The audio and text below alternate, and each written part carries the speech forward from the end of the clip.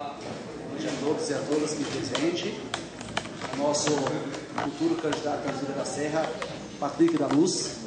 Eu quero que você saiba, Patrick, você não está sozinho, nunca estará, porque aquele que luta pelo bem sempre contra o bem.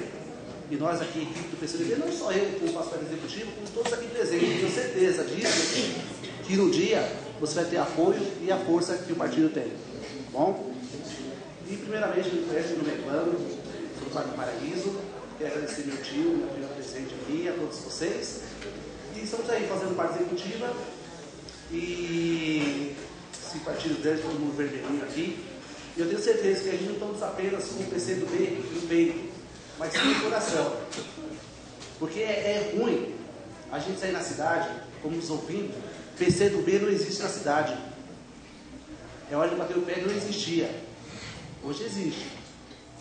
E vamos lutar com força, fé e coração.